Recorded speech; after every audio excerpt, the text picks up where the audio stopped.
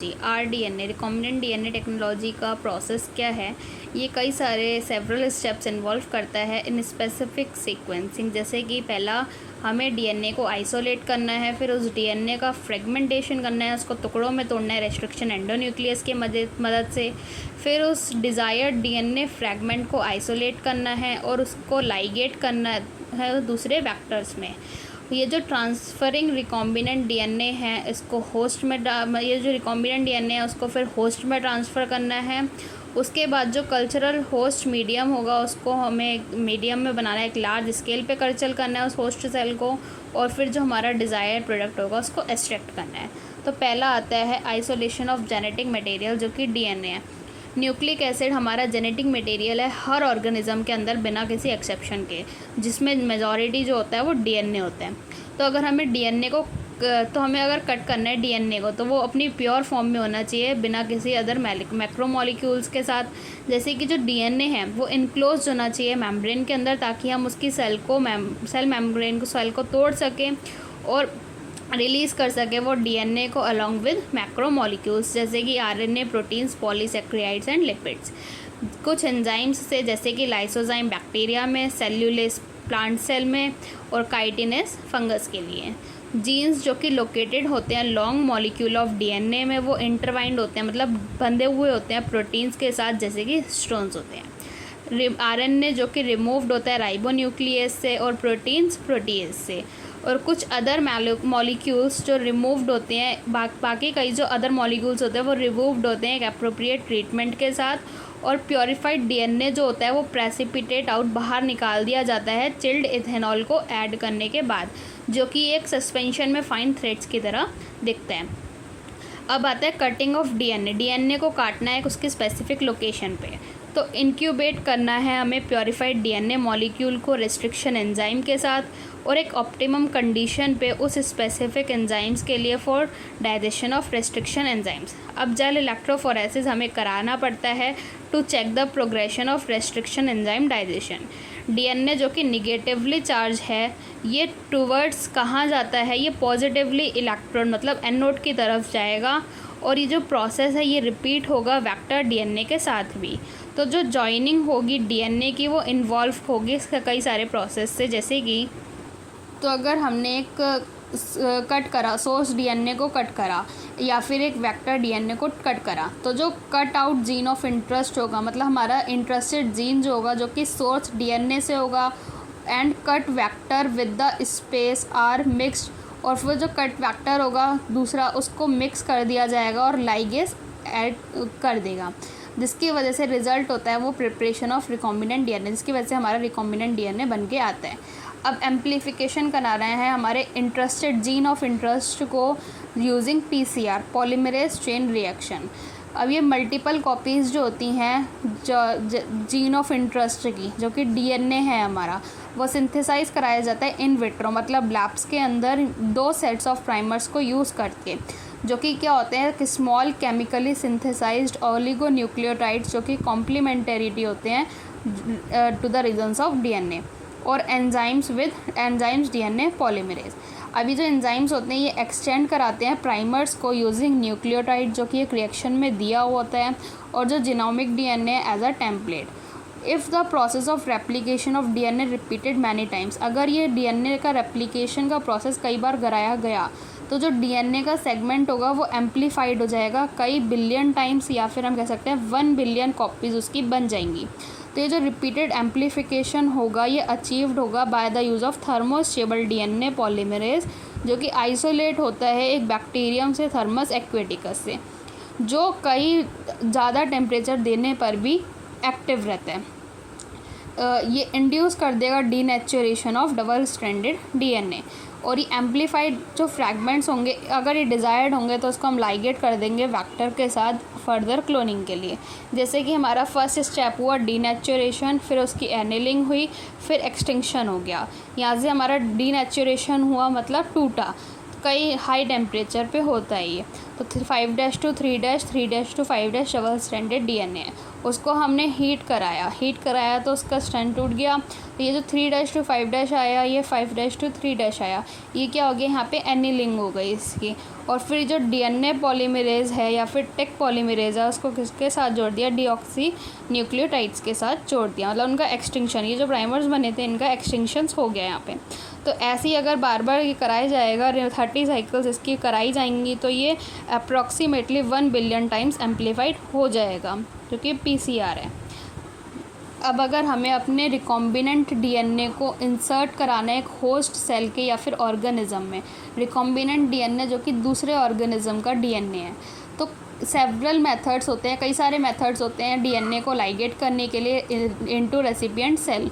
अभी जो recipient cell है, मतलब जो सेल ले रहा है, ये after making them competent to receive, ये क्या कर लेता है, DNA ले लेता है जो कि उसकी सराउंडिंग में प्रेजेंट होते हैं, ताकि ये जो रिकॉम्बिनेंट DNA है ये उन जीन्स को बियर कर सके जो रेजिस्टेंस होते हैं एंटीबायोटिक के लिए, जैसे कि एम्फिसिलिन, और ट्रांसफ़र कर दिए जाते हैं ई कोलाई के सेल्स में।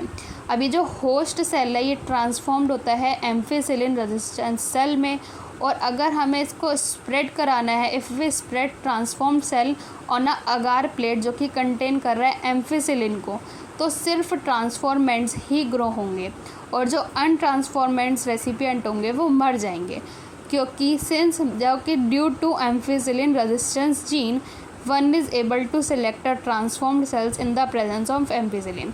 तो एम्फिसिलिन रेजिस्टेंस जीन होने की मदद से, जो एम्फिसिलिन होने की मदद से वो एक ही को सेलेक्ट कर पाता है। अब ये जो एम्फिसिलिन रेजिस्टेंस जीन होगा इसकी को हम कहेंगे selectable marker. Fifth process, obtaining the foreign gene product. When we insert the piece of alien DNA, जब हम एक एलियन पीस DNA को इंसर्ट कराएंगे क्लोनिंग वेक्टर में और ट्रांसफ़र करा देंगे उसके बैक्टीरियल, प्लांट या फिर एनिमल सेल में, तो जो एलियन DNA होगा वो मल्टीप्लाई हो जाएगा in almost all recombinant technologies. अब ये अल्टीमेटली एम कर देगा एक डिज़ायरेबल प्रोटीन को प्रोड्यूस करने में, तो hence there is need for recombinant DNA to be expressed. तो जो फॉरेन जीन होगा वो एक्सप्रेस्ड हो जाएगा कुछ एप्रोप्रिएट कंडीशंस के अंदर, और after having cloned the gene of interest, एक बार अगर हमारा जीन ऑफ इंटरेस्ट क्लोन हो गया, and having optimal the condition to induce expression of target protein, one has to consider producing it on a large scale. और अगर एक बार ये process हो गई तो उसको फिर हमें एक लार्ज स्केल पे बनाना होता है। अगर कोई प्रोटीन इनकोडिंग जीन है वो एक्सप्रेस कर रहा है एक हेट्रोलॉगस होस्ट की तरह, तो उसको हम रिकॉम्बिनेंट प्रोटीन्स कहेंगे। वो जो सेल होगा वो आर्बिट करेगा, मतलब आसपास होगा, आसपास के जीन्स को क्लोन करेगा जो कि ग्रो होंगे एक स्मॉल स्केल में लेबोरेटरी में। ये कल्चर यूज्ड होगा फॉर एक्सट्रैक्टिंग डिज़ायर्ड प्रोटीन्स, और फिर प्योरीफाई कर दिया जाएगा by using different separation techniques. अब ये जो सेल होगा ये मल्टीप्लाई करेगा कुछ कंटिन्यूस कल्चर सिस्टम में, जहाँ पे इसको एक मीडियम प्रोवाइड किया जाएगा और ड्रेन आउट कर दिया जाएगा to maintain cells in their physiologically most active या फिर एक्सपोनेंशियल फेज। अब ये जो कल्चरिंग मेथड होगा ये प्रोड्यूस करेगा एक लार्ज बायोमास जो लीड करेगा हायर ईल्ड को एक डिज़ायर्ड प्रोटीन्स बनाने में। अभी जो स्मॉल वॉल्यूम कल्चर होगा ये can not yield appreciable quantities of the product. अगर छोटे कल्चर पे बनाया जा रहा है, स्मॉल वॉल्यूम पे बनाया जा रहा है, तो ये उतना एप्रिशिएबल क्वांटिटी नहीं बना पाएगा उस प्रोडक्ट की।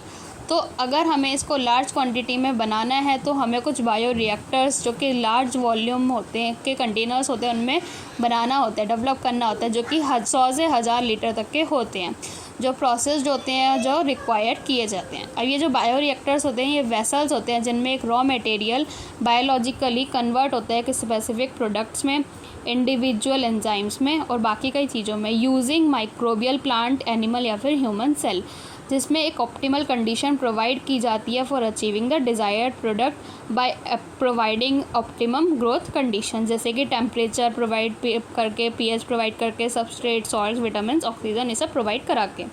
अभी जो मोस्ट कॉमनली यूज्ड टाइप्स होते हैं वो हमारे स्टायरिंग टाइप्स बायोरिएक्टर्स होते हैं। ये जो स्टायर टैंक है ये यूजुअली सिलेंड्रिकल होता है या कर्व्ड बेस का होता है, ताकि जो रिएक्टर्स का कंटेंट है उनकी मिक्सिंग बहुत अच्छे से हो सके। अब ये स्टायरर फैसिलिटेट करता है even mixing and oxygen availability through out the bio reactors. अब अल्टरनेटिवली एयर जो है बार बार मतलब साथ ही साथ एयर जो है वो बबल की जा रही है, बबल हो रही है, can be bubble through reactor. अभी जो बायो रिएक्टर्स हैं इनके पास एक एजिटेटर मतलब घुमाने के लिए एक सिस्टम होता है, एक ऑक्सीजन डिलीवरिंग सिस्टम होता है, फोम कंट्रोल सिस्टम होता है, टेम्परेचर कंट्रोलर होता है, पीएच कंट्रोलर होता है, सैम्पलिंग पोर्ट होता है, ताकि ये जो स्मॉल वॉल्यूम है कल्चर का ये विड्रॉ हो सके पीरियोडिकली। जैसे अब यहाँ पे 2 टैंक्स दिखा रखे हैं, बायो रिएक्टर्स दिखा रखे हैं। एक simple stirred tank bio reactor जो कि कर्व्ड बेस होता है, और एक स्पार्क्ड स्टायरर टैंक बायो रिएक्टर जो कि स्टेराइल बबल स्पार्क्ड होता है, मतलब स्टेराइल बबल्स होते हैं इसमें। तो ये दोनों इनके एजिटेटर सिस्टम है। ये क्या कर देता है यहाँ पे ये जो फोम जैसे मतलब ये जो सरफेस दिख रहा है ये इंक्रीज़ करता है सरफेस एरिया ऑक्सीजन के ट्रांसफ़र के लिए। ये गैस एंटरटेनमेंट्स हैं, ये यहाँ पे जो हमारे बबल्स हैं ड्रामेटिकली इंक्रीज़ कर रहे हैं ऑक्सीजन के ट्रांसफ़र के एरिया को। और ये जो simple steered tank bio reactors है इसमें ये मोटर है, यहाँ पे हमारा फोम बेकर है, ये हमारा एसिड या बेस पीएच कंट्रोल है, ये स्टीम फॉर्म है, ये स्टेरलाइजेशन के लिए है, स्टीम फॉर्म स्टेरलाइजेशन के लिए है, यहाँ पे एजिटेटर मतलब ये घूम रहा है, ये ब्लैडर हैं हमारे ब्लैडेड इम्पेलर हैं, और ये कल्चरल ग्रोथ है और यहाँ से स्टेराइल एयर पास हो रही है। अब आता है हमारा 6th प्रोसेस जो कि डाउन स्ट्रीमिंग प्रोसेस है। इसमें क्या होता है ये इंक्लूड करता है हमारा सेपरेशन को और प्योरीफिकेशन को। जो भी हमारा डिज़ायर्ड प्रोडक्ट बन के आया उसको सेपरेट करना और उसको प्योरीफाई करना। अभी जो प्रोडक्ट होता है ये फॉर्म्यूलेटेड होता है कुछ सुटेबल प्रिजर्वेटिव्स में। तो ये जो फॉर्म्यूलेशन है ये अंडरगो होता है कई सारे क्लिनिकल ट्रायल्स से, जैसे कि ड्रग्स के केस में होता है। अभी जो स्ट्रिक्ट क्वालिटी कंट्रोल टेस्टिंग होती है ये वैरी करती है प्रोडक्ट से प्रोडक्ट पे।